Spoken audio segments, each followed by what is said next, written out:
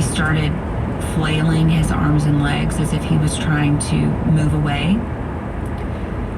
from the instrument that was probing him. And when the doctor got the tube into the right position, he asked the technician to turn on the suction machine, and he said, "Beam me up, Scotty." And the suction was turned on, and it was just seconds, a minute maybe, that I watched this baby just be torn apart inside of his mother's womb because of the force of this very powerful suction. And that changed your perspective. When that doctor said, "I want to teach you something," he probably had no clue what you were about to learn. And I did learn something that day. And what'd you walk out with, that change of heart? I just remember thinking, there is life in the womb. Right. And there was humanity here. And this same fight or flight response that we have within us as human beings was in this tiny human child. Right. And that really spoke to me. And I thought, we're the same. Survival. We are the same. This baby was trying to survive. I'm no different than this child in the womb. We're just different sizes, and this baby is in a different location, but we're the same. Yeah. And I thought, I'm on the wrong side of this debate. Yeah, and Amby, we're going to get into it, but it just is amazing that with all the technology that we have today, with 3D, 4D ultrasounds, with the imaging, with the better medical understanding of fetal development and where that child is at a very early stage, like you mentioned, complete organ formation, etc., very quickly, that we as people don't understand any better what we're actually doing to humanity when we allow abortion.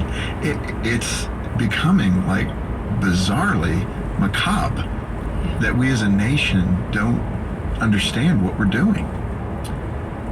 Jim, I worked with a woman who was a nurse practitioner at Planned Parenthood, and I remember her very clearly saying to me one day, this was toward the end of my time with Planned Parenthood, and I remember her telling me, "Oh, I know we're killing a baby."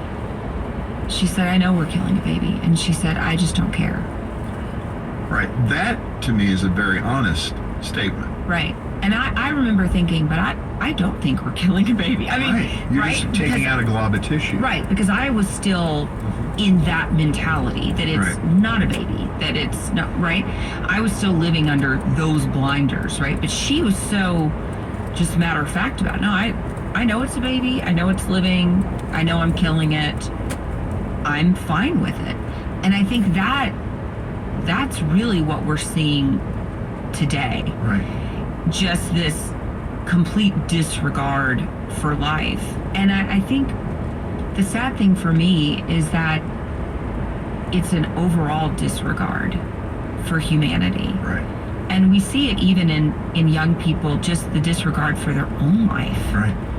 It's a coarsening of the culture, and I've often looked at Romans, and where the scripture talks about he's handed, meaning God, he's handed them over to the deprivation of their own mind, and in essence their actions, and certainly abortion fits that, because a sane human with any kind of compassion would not support this, really. I mean, that's a bold statement, but when you really get to it and you better understand what's happening, like you've described here, certainly this isn't a political issue. They've reduced it to that.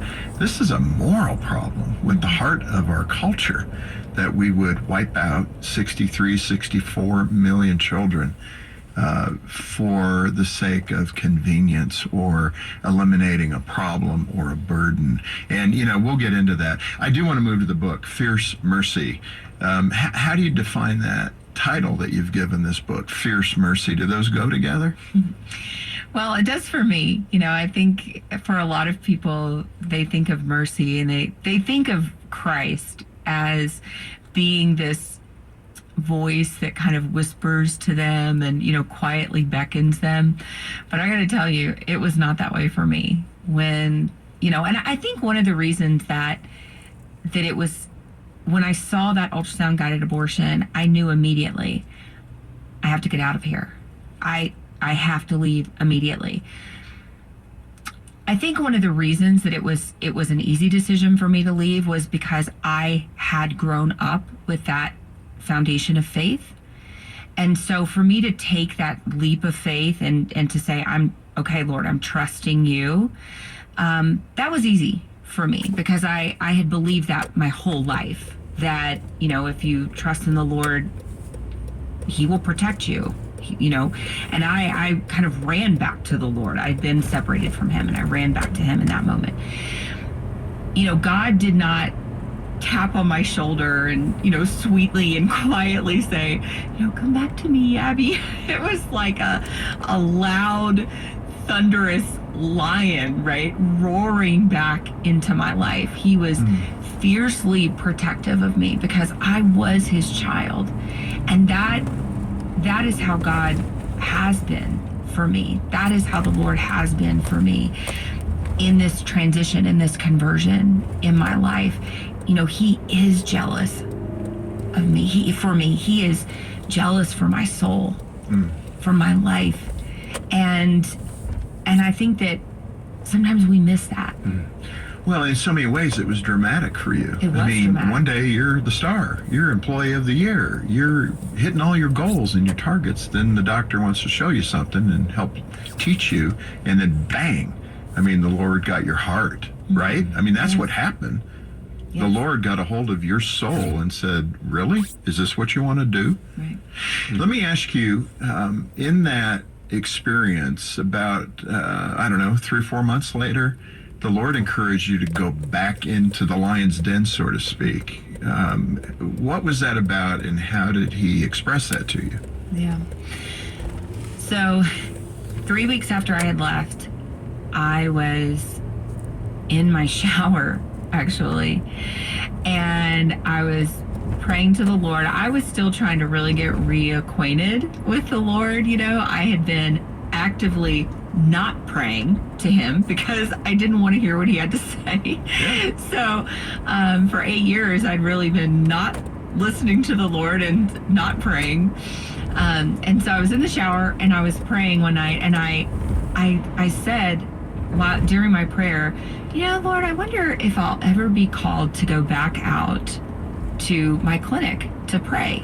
So just a question in your heart. Just a question in my heart. Just kind of, was wondering. I love how the Lord does this. Yeah, just wondering, in my prayer time, in the shower, quiet, just me and him. And right then, the Lord just drops into my heart, go now. Wow. Go now. It was 10 o'clock at night, and there was a 40 Days for Life vigil going on, and at my former clinic, it was a 24-hour vigil. So I knew somebody would be out there. Out praying. Yes. Now, nobody knew that I had left except for the few people that were in the pro-life group where I had gone and had said, can you help me leave? So there were only a handful of people that knew I had even resigned at that time. So I go downstairs to my husband. My hair's still wet. I go downstairs to my husband, and I said, I know you're going to think this is crazy, but I think I need to go back out to my clinic. And Doug says to me, are you going to vandalize it? Oh, right. Oh, my. No. I said, I think I need to go to pray. Yeah. And he goes, oh, I don't think that's crazy at all. He said, I think you should go. And he said, do you want me to go with you? And I said, no. I said, I need to go alone. So I get in my car. I drive over there. By now it's like 10:30 at night. I saw this couple, this young couple, probably in college. They're out there praying. So I walk up by myself, and I'm thinking, oh, I should probably tell them who I am, because if they recognize me and they say, oh my gosh, that's Abby Johnson, the clinic director, I'm gonna make them nervous. Why is she out here? So I thought, oh my gosh, I'm going to have to tell them that I resigned, right? So I walk up to them. They're looking a little nervous.